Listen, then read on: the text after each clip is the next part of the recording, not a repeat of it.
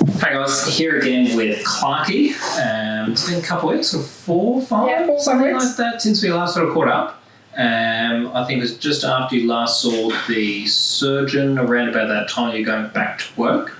So how's it been getting back to work? Oh, going back to work was great. I was on a crutch for about a week, but got rid of it because it was driving me insane. So yeah, can walk without a crutch now. Yeah, okay, nice. So what else has been going on since we last sort of caught up? So I had another checkup with the surgeon. It's not bending as much as it should. So we have a manipulation for next week to force it to bend. So just sort of describe what it feels like when you try and bend it. So it pulls in the back on the outside. That pain then eventually goes away, but then it just feels like it won't move. It feels like it's almost blocked and stuck, but there's no pain to it. So yeah, usually when we sort of do our treatments, when we do our assessments, we sort of look at it actively, how far you can move, and we'll get a little bit more passively.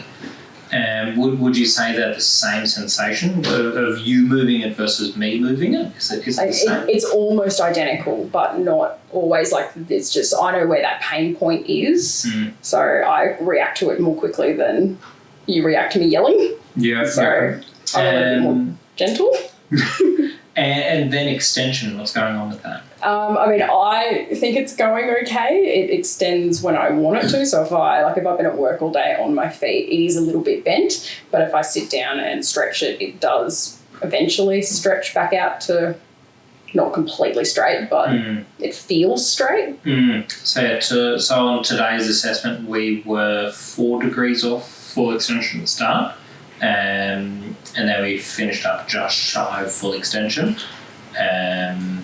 And so we don't necessarily need to get to that full hyperextension. And I think off measurements off your other side, you do have a few degrees of hyperextension. But probably just in terms of that graph and everything like that, we don't really want that at this sort of stage of the game. So rehab-wise, everything like that, what have you been doing on that side lately? Everything you tell me to, so all of the stretches. This is your ultimate test. I know. So do you remember what I give you? Lots of hamstring stretches to start with, and then a quad stretch using a towel to pull my knee up higher. That's definitely getting easier, and I can get it a little bit further each time. Calf raises, wall squats. Squeezing my legs together with my partner holding it so that I've got some pressure against it, or using a soccer ball if I don't have my partner around. Going the other way, pushing them out as well. Yeah. Still using the complex machine. Yeah, that's still my favorite thing. And just making it bend as much as it can, but also extending it. I think that from what you sort of passed on to me after your last surgery, that seemed to be the biggest thing that he sort of wanted to work on over the next 2 weeks before this manipulation under anaesthesia. And then do you have a follow-up booked with him after that? Yeah, it's already been booked. Yeah, okay, so when do you catch up with him after that? A couple of weeks, 2 weeks maybe. Yeah, I would assume it would be around I think it's about 2 weeks, 2 maybe 3, yeah. Yeah, okay.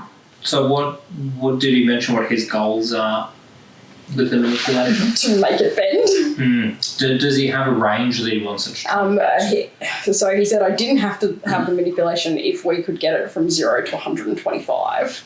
So I'm assuming that is his goal, is to be able to get it to do that. Yeah. Okay, so I might sort of try and check in maybe a few days after the manipulation, and we can sort of see what your thoughts are on that, and see whether we've made a bit of progress. Can do. Yeah. Any questions, drop them in the comments, shoot us a message, and we'll try and get Clarky to respond to them. Have a great week, guys.